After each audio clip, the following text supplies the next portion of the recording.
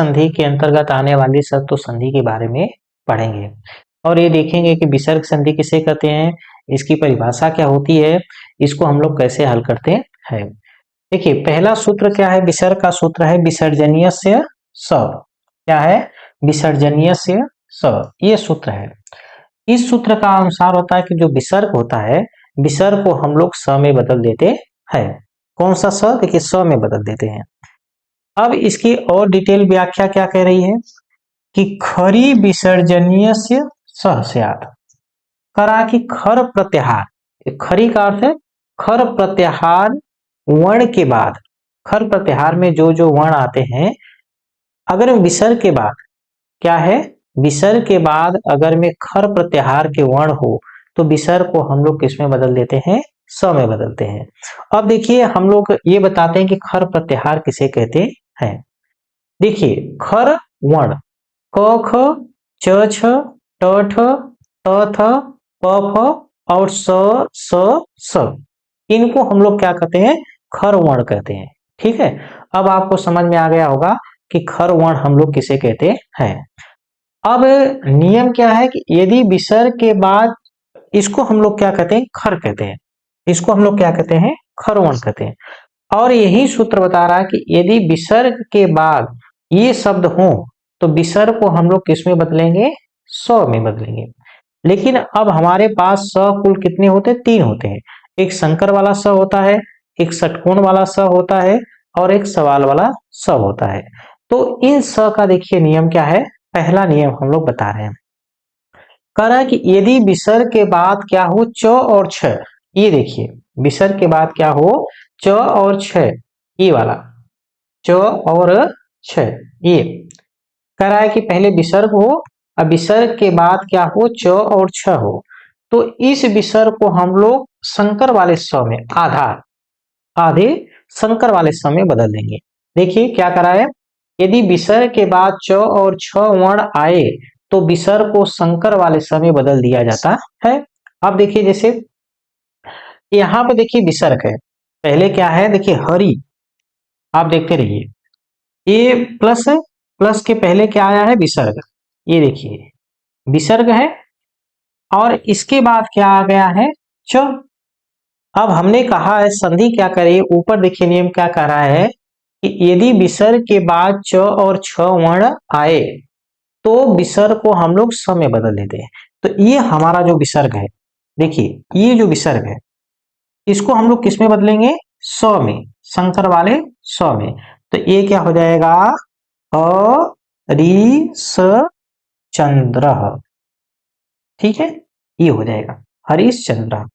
ठीक है, फिर से देख लीजिए नियम क्या है, नियम कह रहा है कि यदि विसर्ग के बाद क्या आए, च और छ आए तो विसर्ग को हम लोग संकर वाले स में बदल देते हैं। फिर देखिए यहाँ पर क्या आ गया, रामा में क्या है, विसर्ग आया, अब विसर्ग के बाद हमारा च आ गया। ठीक है, तो इस विसर्ग को हम लोग किस में बदलेंगे, आधा स में बदलेंगे। तो क्या हो जाएगा, राम स चीयते, रामस्य चीयते, ये संधि हो जाएगी। ठीक है, फिर से देख लीजिए इसको कैसे हो जाएगा, रामस्य चीयते, एक बार अच्छी तरह देख लीजिए, रामस चीयते, ये हो जाएगा। ठीक है, आगे देखिए,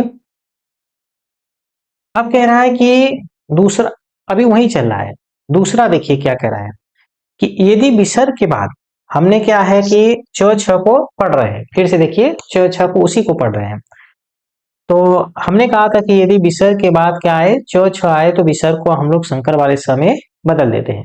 अब देखिए क्या है, गाव, यहाँ पे देखिए विसर्ग है, सिर्फ हमें विसर्ग के पहले क्या दिया है, इसको हमें नहीं देखना है, विसर्ग के पहले क्या दिया है इसको हमें नहीं देखना है, विसर्ग के बाद क्या दिया है ये देखना है। तो देखिए ये तो हमारा क्या हो गया, विसर्ग, और विसर्ग के बाद हमारा क्या हो गया, च। तो ये विसर्ग किस में बदल जाएगा, आधा स में, तो इसका संधि हो जाएगी गावस्य। ठीक है, क्या होगी संधि, गावस्य च। अब देखिए जैसे यहां पर हमारा विसर्ग है, क्या है, विसर्ग, ये हमारा विसर्ग है, विसर्ग के बाद क्या आ गया, च, तो विसर्ग को हम किस में बदल देंगे, आधे स्व में। तो देखिए म न स ची की त सक मनः चिकित्सक, ये हमारा नियम हो जाएगा। हमें कुल ध्यान रखना है कि यदि विसर्ग के बाद च और छ आए तो विसर्ग को हम लोग किस में बदलेंगे, संकर वाले स्व में। फिर देखिए ये हमारा विसर्ग है, क्या है, विसर्ग। अब विसर्ग के बाद क्या आया है, च आया, ठीक है। विसर्ग के बाद क्या आ गया, च आ गया। तो इस विसर्ग को हम लोग आधा संकर वाले स्व में बदल देंगे। तो देखिए क्या हो जाएगी संधि क स ची कश्चित, ठीक है। दूसरा देखिए, अब यहाँ पे देखिए विसर्ग है हमारा, क्या है, विसर्ग, और विसर्ग के बाद हमारा क्या आ गया है, छ। तो इस विसर्ग को हम लोग किसमें बदल देंगे, संकर वाले स्व में। तो क्या हो गया, रावण स छ ल ती, रावण से छलती। तो आप लोग इस नियम को अच्छी तरह से याद रखिए। ये पहला नियम है कि यदि विसर्ग के बाद च और छ आए तो विसर्ग को हम लोग क्या है, संकर वाले स्व में बदल देते हैं। अगला नियम देखिए, अब कह रहा है कि यदि, ये नियम देखिए, ठीक है, ये नियम देखिए कि यदि विसर्ग के बाद ट और ठ वर्ण आए, विसर्ग के बाद क्या है, ट और ठ वर्ण आए, तो विसर्ग को हम लोग षटकोण वाले स्व में बदल दिया जाता है, या बदल देते हैं या बदल दिया जाता है। देखिए जैसे विसर्ग है, ये देखिए हमारा विसर्ग है, विसर्ग के बाद क्या आ गया, हमारा ट आ गया। तो हम लोग इस विसर्ग को किस में बदल देंगे, ये षटकोण वाले स्व में बदल देंगे। तो क्या हो जाएगा हमारा, ध नु स टंग का रह, धनुष टंकार, ठीक है। अब देखिए दूसरा हमारा क्या है, ट आया, देखिए विसर्ग आया और विसर्ग के बाद हमारा क्या आ गया, ठ, ट आ गया।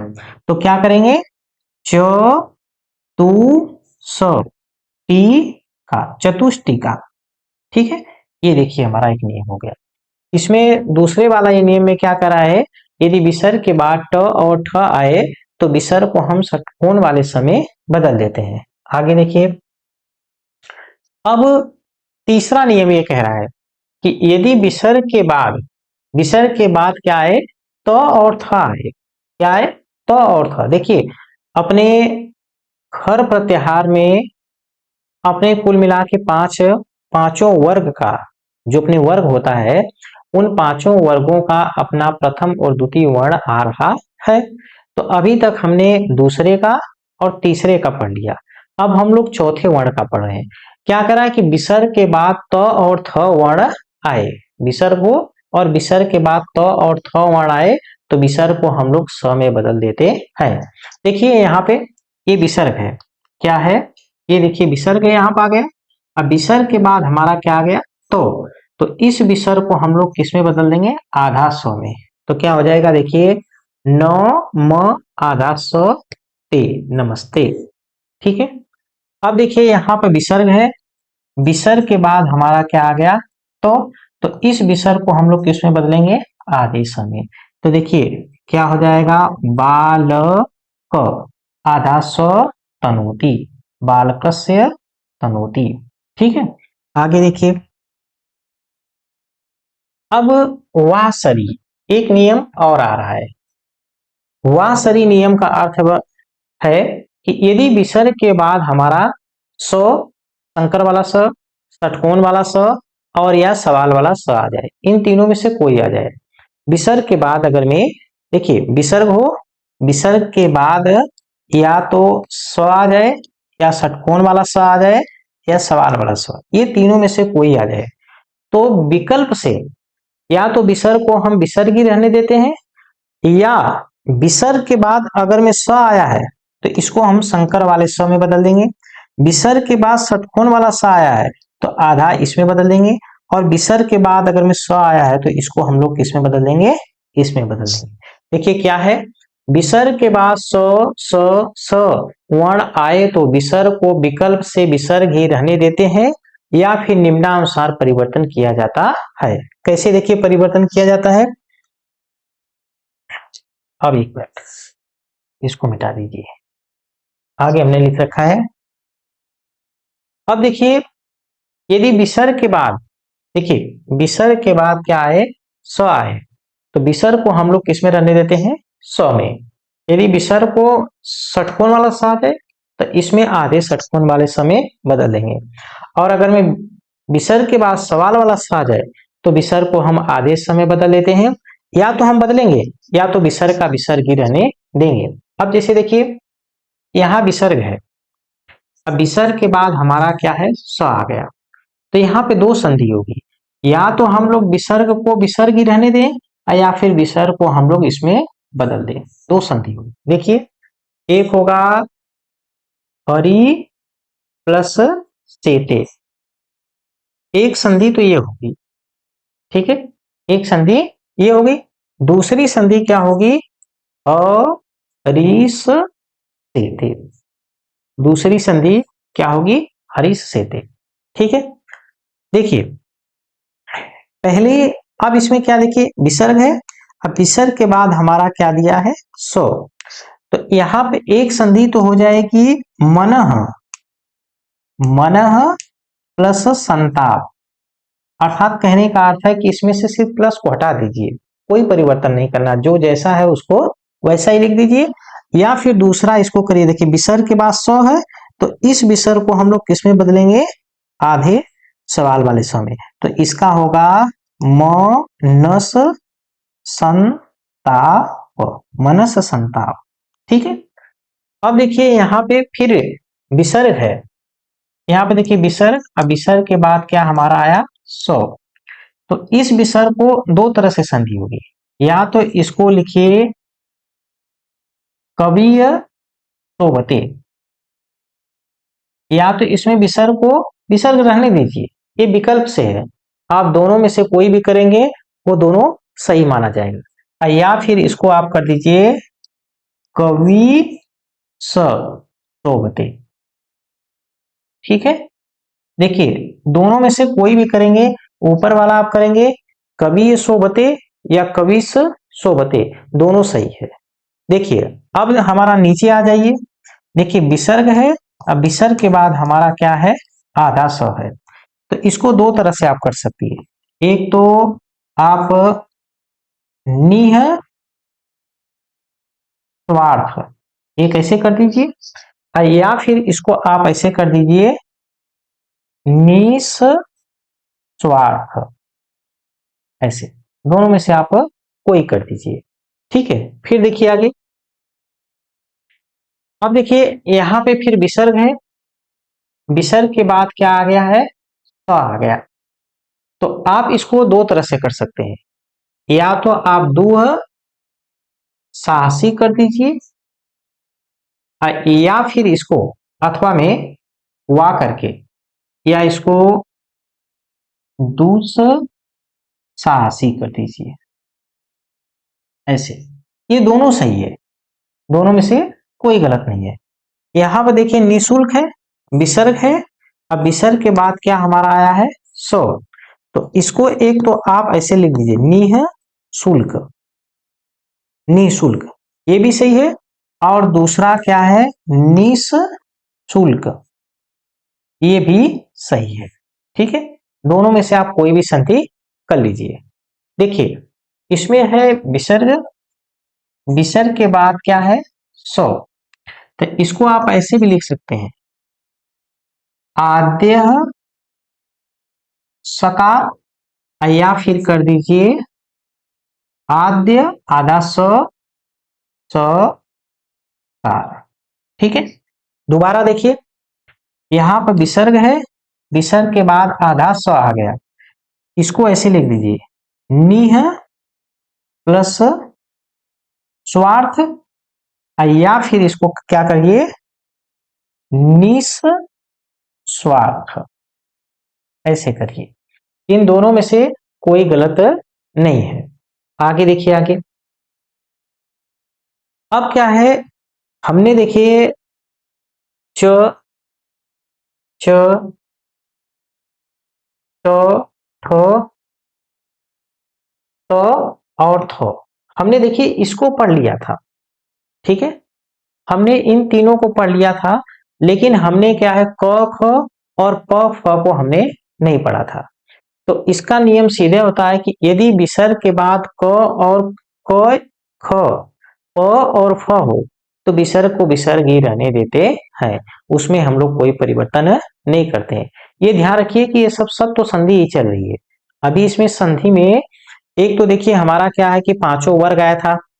एक पहला ये है, पहला ये लाइन आई थी, दूसरी देखिए हमारी ये लाइन है, तीसरी लाइन ये है, चौथी लाइन ये है और पांचवी लाइन हमारी ये है। ठीक है, इसमें से हम लोग दूसरी, तीसरी और चौथी के बारे में बता दिए थे। पहले क्या बताए थे कि च छ आए विसर्ग के बाद च छ आए तो उसको संकर वाले स में बदलेंगे। यदि विसर्ग के बाद ट और ठ आए तो उसको धनुष वाले, उसको षटकोण वाले स में बदलेंगे। और अगर विसर्ग के बाद त थ आए तो विसर्ग को हम किस में बदलेंगे, सवाल वाले स में बदलेंगे। अब क्या है हमारा जो है, देखिए अब हमारा नियम ये कह रहा है कि यदि विसर्ग के बाद क्या है, यदि विसर्ग के बाद क ख या प फ आए तो इसको वैसा का वैसा ही रहने देते हैं, अर्थात विसर्ग को हम लोग नहीं बदलते हैं। जैसे यहाँ पे देखिए कह करोति, तो इसको आप ऐसे का ऐसे ही लिख दिए, कह करोति। ये देखिए पूरा, जैसे ये दोबारा ऐसा ही लिख दिए हैं तो इसको रहने दीजिए। ये तो कह करोति दोबारा आ गया है। अब आगे देखिए, जैसे कह पचती, इसको आप कह पचती आ गया तो इसको प्लस कह और पचती ऐसे ही रहने दीजिए, कोई परिवर्तन नहीं करिए। यदि विसर्ग के बाद क ख प फ आ जाए तो विसर्ग को विसर्ग ही रहने देते हैं। इसमें देखिए कह प्लस खादती, देखिए विसर्ग है, विसर्ग के बाद क्या आ गया ख, तो इसको हम लोग कोई परिवर्तन नहीं करेंगे। आगे देखिए, जैसे यहाँ पर देखिए विसर्ग है, विसर्ग के बाद हमारा क आया तो इस विसर्ग को हम लोग किसी में नहीं बदलेंगे, तो क्या हो जाएगा प्रातः, क्या हो जाएगा प्रातः कालः। ठीक है, प्रातः कालः। ठीक है, ये हमारा विसर्ग के बाद ध्यान रखिए कि क ख प फ, तो विसर्ग को विसर्ग ही रहने देते हैं। यहाँ पे देखिए विसर्ग है, विसर्ग के बाद हमारा क्या आया है फ आया, तो यहाँ पे हम लोग कर देंगे वृक्षः फलति। क्या कर देंगे, वृक्ष फलति, अर्थात हम इसमें कोई परिवर्तन नहीं करेंगे। आगे देखिए, लेकिन अब आपको ध्यान रखना है कुछ अपवाद आ रहा है। यदि विसर्ग, देखिए ये शब्द हो नमः, ये शब्द देख लीजिए फिर से, ये देखिए नमः पूरः तीरः, ये शब्द हो, नमः हो, पूरः हो और तीरः। अगर मैं ये शब्द पहले दिया हो, विसर्ग से पहले क्या हो, नमः शब्द हो, पूरः शब्द हो, तीरः शब्द हो, और इसके बाद क्या हो क हो, ख हो, प हो, फ हो, तो विसर्ग को हम लोग सवाल वाले समय बदल देते हैं। जैसे देखिए नमः करोति, तो इसको हम लोग किस में बदलेंगे, देखिए नमः करोति है तो देखिए पहले विसर्ग है, विसर्ग से पहले क्या शब्द आया है नमः। हमने पहले बताया था कि विसर्ग के बाद अगर में क ख प और फ आए तो विसर्ग को हम लोग नहीं बदलेंगे। लेकिन अब इसका अपवाद क्या कर रहा है कि यदि विसर्ग से पहले क्या आ जाए नमः, नमः आ जाए या पूरा शब्द आ जाए या तीरह शब्द आ जाए, तो विसर्ग को हम लोग किस में बदलेंगे, सवाल वाले समय बदलेंगे। अब देखिए कैसे, यहाँ पर देखिए विसर्ग से पहले क्या हमारा विसर्ग है, विसर्ग से पहले हमारा नमः शब्द है, तो इसको हम लोग लिखेंगे नमस करोति। ठीक है, अगर मैं विसर्ग से पहले नमः शब्द नहीं रहता, अब विसर्ग के बाद हमारा क रहता, तो हम लोग विसर्ग को विसर्ग ही रहने देते हैं। लेकिन ध्यान रखना यदि विसर्ग से पहले नमः शब्द हो, ठीक है, और उसके बाद क ख प और फ आए तो विसर्ग को हम लोग स में सवाल वाले समय बदल देते हैं। दूसरा देखिए पूरा प्लस करोति, अब देखिए विसर्ग है, विसर्ग से पहले क्या आया है पूरा शब्द आया है, इसके बाद हमारा क्या है क आ गया, तो इस विसर्ग को हम लोग किस में बदलेंगे, स वाले में बदलेंगे। तो देखिए पुरस्करोति। तो हमारा क्या हो गया, पुरस्करोति। ठीक है, और आगे देखिए, जैसे देखिए ये फिर नम विसर्ग है, विसर्ग के बाद हमारा क्या आ गया, नम शब्द आ गया, और उसके बाद क्या आ गया, क। तो इसको हम लोग न म और विसर्ग को आधा स में फिर किस में बदल देंगे, नमस्कार। क्या हो जाएगा, नमस्कार। देखिए विसर्ग है, विसर्ग से पहले हमारा क्या है, तिर शब्द है, इसके बाद क्या है, क। तो ये क्या हो जाएगा, तिरस्कार, तिरस्कार शब्द। तो देखिए बच्चों, ये हमारी विसर्ग संधि है। विसर्ग में हम लोग सत्व संधि पढ़ रहे हैं। ठीक है, फिर से इसको एक बार हम आपको बता देते हैं। पहले देखिए क्या है, पहले हम लोग ये पढ़े थे विसर्ग, विसर्ग में सत्व संधि पढ़े। पहला सूत्र है विसर्जनीय से स। यदि विसर्ग हो, विसर्ग को हम किस में बदल देते हैं, स में बदलते हैं। इसका व्याख्या है, खरी विसर्जनीय से स। विसर्ग के बाद खर वर्ण अर्थात किसी भी वर्ग का पहला और दूसरा वर्ण हो, किसी भी वर्ग का, ध्यान रखिए वर्ग अपने संस्कृत में कुल कितने हैं, 5। तो पांचों वर्ग का पहला और दूसरा वर्ण हो तो उसको हम लोग खर प्रत्याहार बोलते हैं। तो खर प्रत्याहार का अगर में शब्द आ जाए, वर्ण आ जाए, तो उसमें विसर्ग को हम लोग स में बदलते हैं। पहले ये नियम कह रहा है। आगे देखिए कैसे कह रहा है, आगे है कि पहले हमारा इसमें से 3 ये नियम जो इंपॉर्टेंट है। क्या है, देखिए इंपॉर्टेंट ये है कि इंपॉर्टेंट इसमें से हमारा ये वाला नियम है बच्चों। ये पहले तो हम इसको पढ़ना है, फिर से देख लीजिए, एक बार बताता हूं। देखिए इंपॉर्टेंट हमारा पहला ये है, पहले हम लोग इसको पढ़ें। पहला है कि यदि विसर्ग के बाद हमारा क्या हो, च और छ हो, तो विसर्ग को हम लोग किसमें बदलेंगे, संकर वाले स में। और विसर्ग के बाद यदि ट ठ हो, विसर्ग के बाद ट ठ हो, तो इसको हम लोग षटकोण वाले स में। और विसर्ग के बाद अगर में त थ हो, तो इसको हम लोग सवाल वाले स में बदलेंगे। ध्यान रखिए, हमने ये बात बताई और आपको उदाहरण करके दिखाया। दूसरा हमारा देखिए आपको बता रहे हैं, दूसरा हमने कहा कि विसर्ग के बाद यदि क और ख या प और फ हो, तो विसर्ग को हम लोग विसर्ग में ही रहने देते हैं। पहला नियम यह है। लेकिन हमने 3 शब्द बताया, नमः, पुरः, तिरः। अगर में ये शब्द आ जाए तो विसर्ग को हम लोग किस में बदल देंगे, स में बदलेंगे। अब देखिए, देखिए ये सब तो वही चल रहा है, ठीक है, ये सब वही है। ये देखिए, फिर हमने लिखा एक सूत्र हमारा था वासरी, क्योंकि हमें खर प्रत्याहार में स, संकर वाला स, षटकोण वाला स और सवाल वाला स भी आता है। इसमें यह नियम है कि यदि विसर्ग के बाद तीनों स आ जाए, तो या तो हम लोग विसर्ग को विसर्ग ही रहने देंगे, या तो फिर विसर्ग में हम लोग निम्न परिवर्तन करेंगे। ये देखिए, देखिए हमारा यहाँ पर हरि प्लस सेते है। हमने बताया कि विसर्ग है, विसर्ग के बाद हमारा संकर वाला सा आ गया, तो या तो इसको हरि प्लस सेते ही रहने दीजिए, हरि सेते जैसा है वैसा ही रहने दीजिए, या तो फिर विसर्ग को किस में बदल दीजिए, संकर वाले समय बदल दीजिए। एक हमने ये बता दिया। फिर हमने क्या है, देखिए क ख और प फ, इसमें हमने बता दिया कि यदि विसर्ग के बाद हमारा क ख प फ रहे, तो विसर्ग को हम लोग विकल्प से विसर्ग ही रहने देते हैं, अर्थात इसमें कोई हम परिवर्तन नहीं करते हैं। आगे हमने बता दिया कि यदि नमः, पुरः, तिरः शब्द आ जाए, तो विसर्ग को हम लोग संकर वाले सवाल वाले समय बदल देते हैं। ये इस तरह से हमारी सत्व संधि हो गई। आप इसको पूरी ध्यान से देखेंगे, वीडियो को 1 बार 2 बार देखेंगे, तो आपको सत्व संधि सारी अच्छी तरह से समझ में आ जाएगी।